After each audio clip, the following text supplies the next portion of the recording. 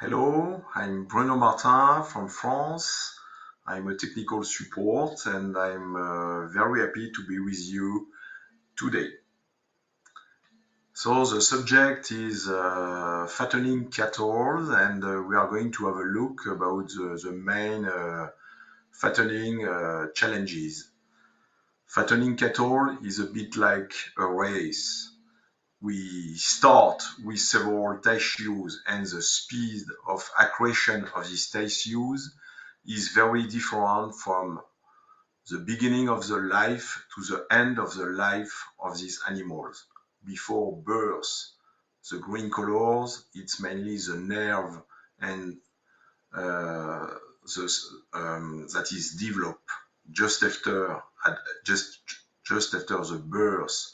It's mainly the skeleton, and for the fattening, in the middle of the age of this animal, it's mainly muscles.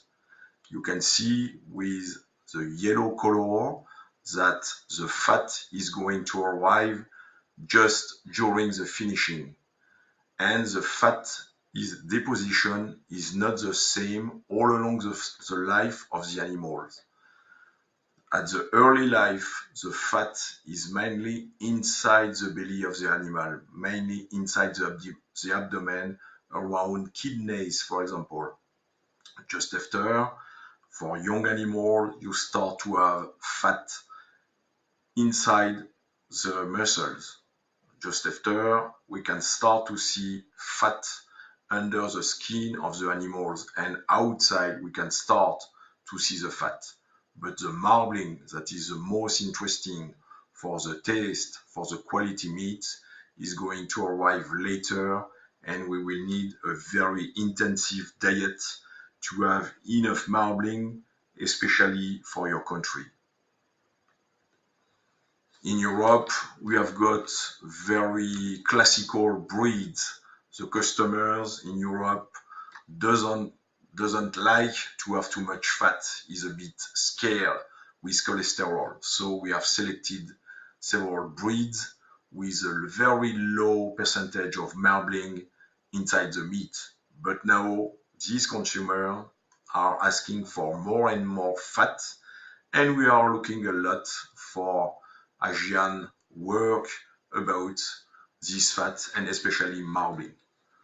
In Asia, especially in Korea, you are able to have very specialized breeds, and these breeds, like Enwu, are able to produce more fat, more marbling. Why?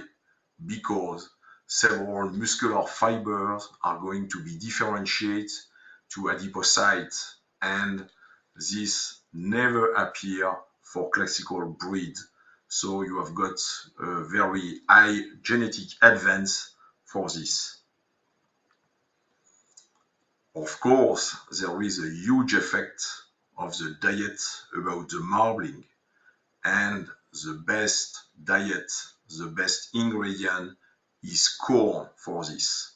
If you feed with a lot of corn, you are going to feed the intestine with a lot of glucose, and with this glucose, the animal is going to produce more marbling. You can see the percentage of fat with a corn diet, 70% of marblings, and really less if you use a more classical diet with more roughage, producing more C2 acetic acid and lactate 2.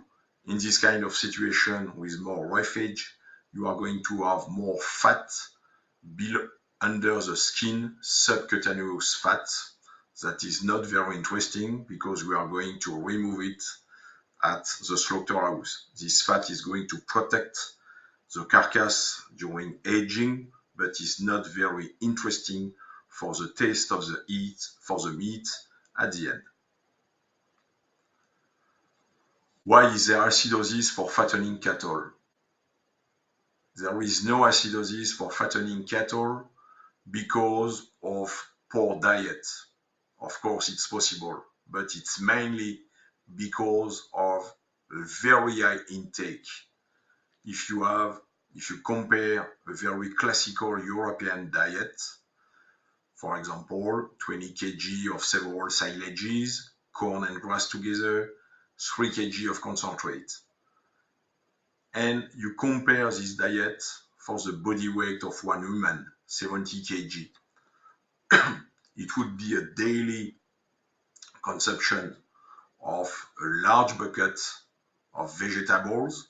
You can have a very large salads, and you should have around 1 kg of pasta every day, or for you maybe rice. So if you feel very hungry today, it's going to be okay. But tomorrow you have to eat so much again and again and again. And this is acidosis. It's really related to a very high feed intake. This is one bull of around 500 kg of light weight. In the rumen of this animal, the dry matter intake is going to be close of 10 kg of dry matter intake. With this 10 kg, the bacteria are going to produce around 3 kg of several fatty acids and up to 1.5 kg of or liter of lactic acid. That is a very strong one. It's normal to produce acid inside the rumen, and if you have got too much, you have got acidosis, of course. We use now more and more boluses. This is a reticular device that we are going to put in the reticulum of the animals, and every 10 minutes this bolus is going to give us an idea about the pH, an idea about the rumen temperature, the blue line, and with the rumen temperature we can know how is the water intake. We will see later that the water intake is a very critical point to check at the farm level.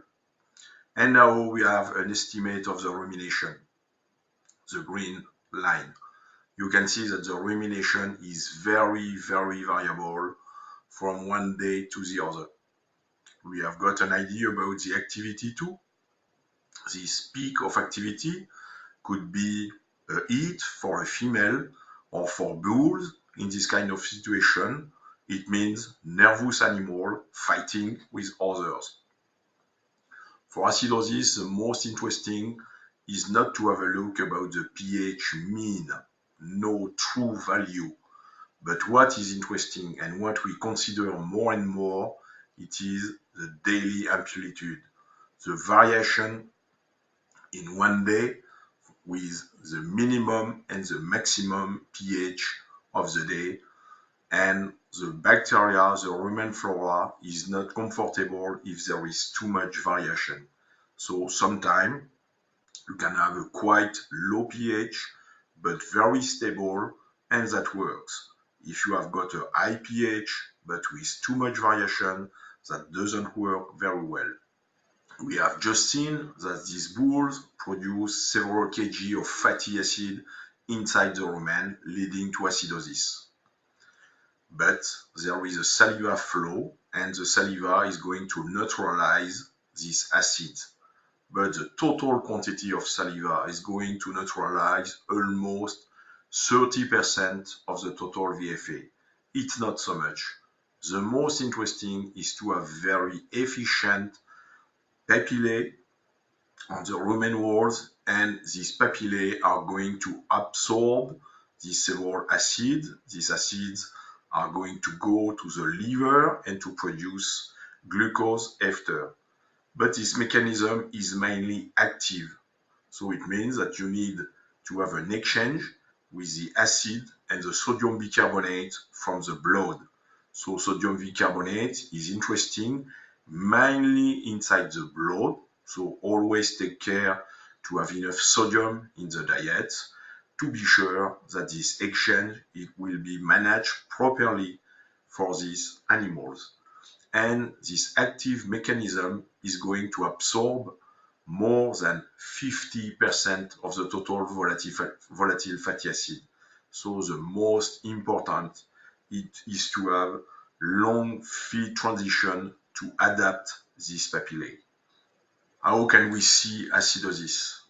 Acidosis is not so easy to see at the form level because there are many different symptoms. This is a very hot diet during the feed transition with a high quantity of grain, mainly barley. And you can see the daily dry matter intake. Very variable, 9.5 kg, and just after a drop of this intake at the day number 3. Dry matter intake, days just below. And you can see that it's really related with pH.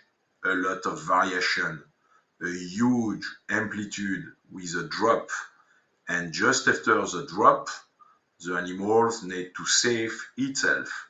So the best way to protect itself from acidosis is to stop to eat.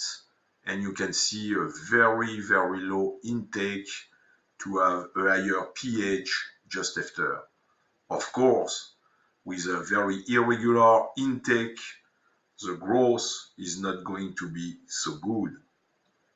If you have got a lot of acidosis, you can have many injuries inside the rumen walls. In France, in an area with mainly grazing, with hills and mountains, a lot of hay in the diets, we found a lot of scares, a lot of ulcers. And it means that if you have got this kind of ulcer or this kind of inflammation, the bacteria of the rumen are able to go through and to enter inside the blood flow. So all these bacteria maybe can become dangerous and create several abscesses in the liver, for example. We were really stunned to find so many injuries in the rumen wall in a diet with a lot of rumination because a lot of crude fiber, a lot of cellulosis, a lot of rumination. But it's sometimes much more complicated, of course. This trial is interesting. It starts to be a bit old now, but with fistulated steers, these authors were able to feed animals first with alfalfa A and after to move with the same alfalfa A but ground alfalfa A. And it's enough to trigger acidosis. After 21 days, they opened the papillae just to have a look inside the rumen papillae, and they started to see quickly papillae hypertrophy and inflammation with reddening of these papillae, as we have seen previously on the previous picture. After a couple of weeks more, a couple of days more, the rumen walls start to be really injured with a dark color. It means that the skin starts to become very thick and that the absorption of the papillae is going to decrease very quickly. And papillae can melt down too, and it's the start to produce one ulcer.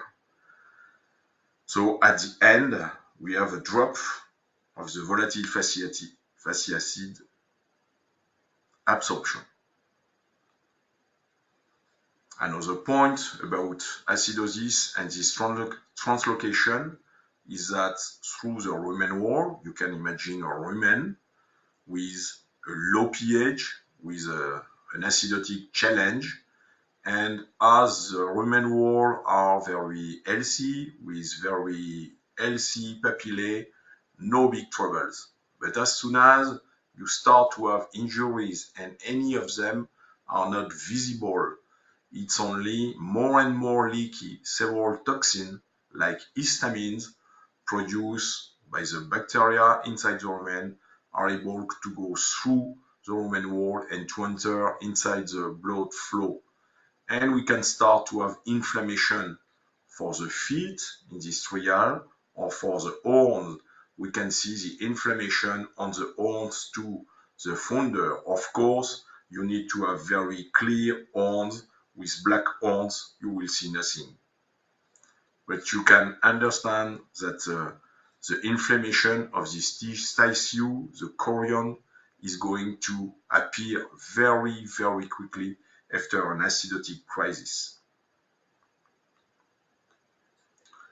So these bacteria are moving, and these toxins are moving to the liver, and the liver is a bit like a filter, but any of them are able to move to other organs, and for example in the lungs, and it's very common to start to find abscesses after a couple of weeks inside the lungs, and suddenly you can see one animal with muffled bleeding. You can see blood, and in this kind of situation, it means that the abscess just explode, and I'm really not sure that this animal will survive for a long time because you have got a blood hemorrhage inside the lungs, so it leads to death. At the abattoir, we can find the liver abscess. One animal can stay for a long time with this kind of liver abscess, but in very hot diet, in feedlot system, especially with corn grind, a high percentage of corn, you can find more and more abscesses, and there is a direct relationship with the growth of the animal and especially the carcass weight at the abattoir, at the slaughterhouse. Too many abscesses and you have got a drop of the performance. Generally, we don't have a lot of information because there are not a lot of people who are checking the liver abscesses at the abattoir. At the farm level, something very simple. With acidosis, you are going to see nervous animal, a lot of strikes. It can lead to several injuries, for example, broken legs or broken horns. But for me, what is an abnormal behavior is like the picture on the left. You can see animal just repelling with themselves with the head. It means it start to be a bit too active, they are a bit too nervous, and there is a good relationship between this overactivity and several things of acidosis, mainly linked to LPS, lipopolysaccharides. These toxins are produced inside the rumen after a drop of the pH. These toxins are inside the wall of the bacteria. The bacteria die because of a low pH. This toxin enter inside the blood of the animal, especially through the intestine, and it leads to a more higher heart rate. For example, the animal need more energy, they start to have inflammation, and they are too much active, they are a bit overactive. And with this kind of bolus, the SmackStex bolus that we described just before, we made a lot of field observation with this animal. You can see dairy breeds in Germany with slate floor, and the diet is not too high, not very hot, mainly corn silage and a poor percentage of concentrate. But for the daily life of one animal, you can see the activity of the bull, the brown line. The animal is sleeping before 7 in the morning, very active for the breakfast at around 9, the main meal of the day, and very active in the evening too. And the red line is a time with a too low pH on this axis. You can see really no acidosis during the early morning because poor feed intake during the night. But at the end of the day, especially in the evening, you have got more acidosis. And it's really linked with this kind of overactivity of the animal. They start to be too active and to fight. And it's not interesting to have this in the barn. It's not comfortable for the animal, and there is a drop of the growth. Another sign of acidosis, this is a French example with a typical French breed with very low fat inside the muscle. You can see a very odd diet, mainly cereals and free choice straw. But you can see the bulls have difficulty to go through the locking head gate. It's a bit difficult to eat for them, and they are going to try to eat their meal very, very quickly. And of course, it could lead to several troubles. In this situation, for this animal, we quickly saw a very strong bloating, a lot of gas inside the rumen because very intensive fermentation. After only 20 minutes, the bull was died because of enterotoxemia, and you can see a lot of blood inside the abomasum. The toxin destroyed a lot of organs and on this peak, mainly the abomasum. Inside the rumen, a very poor quantity of straw. The intake of straw was low because packed, a bit difficult to eat. If we have a look on the pH curve, you can see strong pH variation, very strong pH variation. And on the blue line, you can see the water intake, quite regular at the beginning, but at the last day of life of these animals, a very sudden drop of pH. We are sure that it was the time of the bloating. And just after the bloating, a too high temperature, the fermentation are very intensive inside the rumen, and no water intake at all. No water intake at all for almost 1 day. The animal, the bull, was really disturbed and stopped to have a normal behavior. Poor water intake, it leads to enterotoxemia too. It's really a connection between a poor management of the feed and a poor water intake. The two things together are going to kill this bull.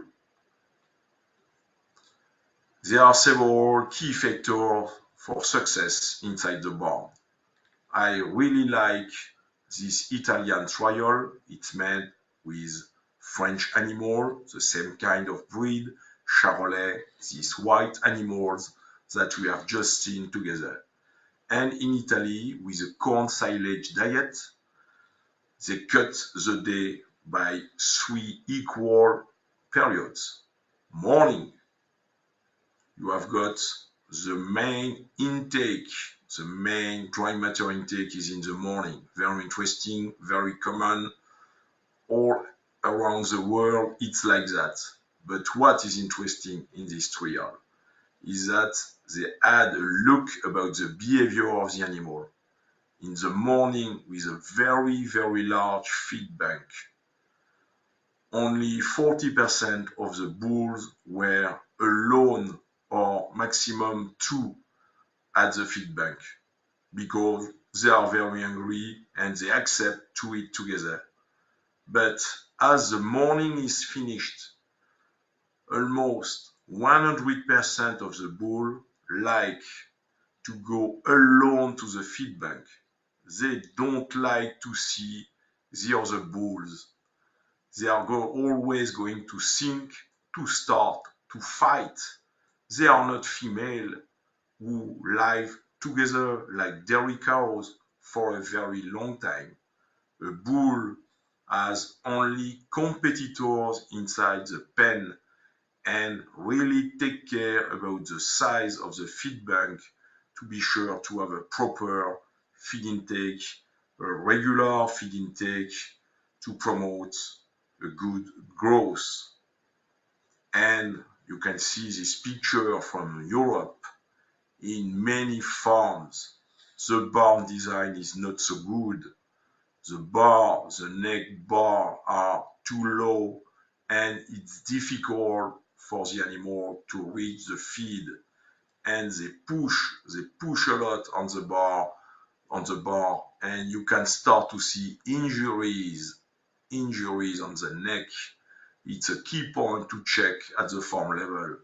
So it means that in this kind of situation, the feed intake is going to be not very regular, and it leads to acidosis.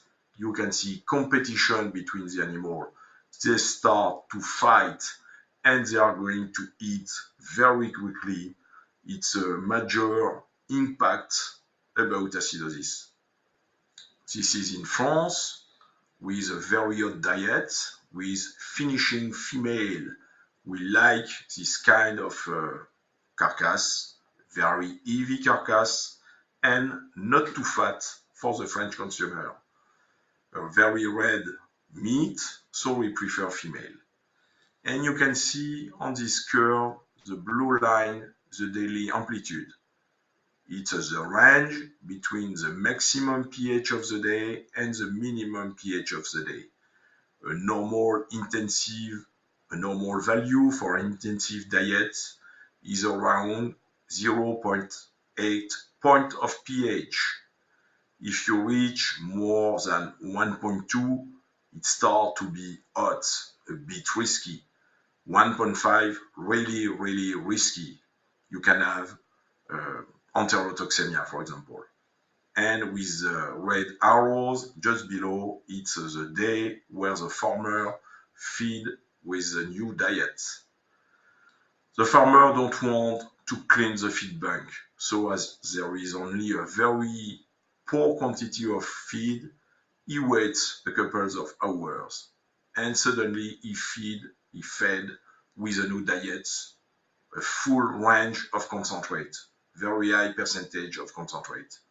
And you can see that there is a good relationship between a new handling of the feed and a very high pH amplitude.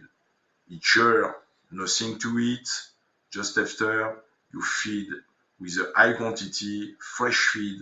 The animals are going to eat very quickly, and despite a good quality diet, despite a good balance of the diet, you will have acidosis because irregular feed intake. Water is very important to consider. In France, at the abattoir, we check, it's not me, but it's a very good friend, a vet, we check around 5,000 bladders for males, and you can see the urine tank with a lot of cystitis, a lot of blood inside. More than 50% of the animals had Lyme inside, a lot of calculi, and this is very painful for the bulls. They will have difficulty to make a urine emission, and sometimes you can even have mortality because of too poor water access.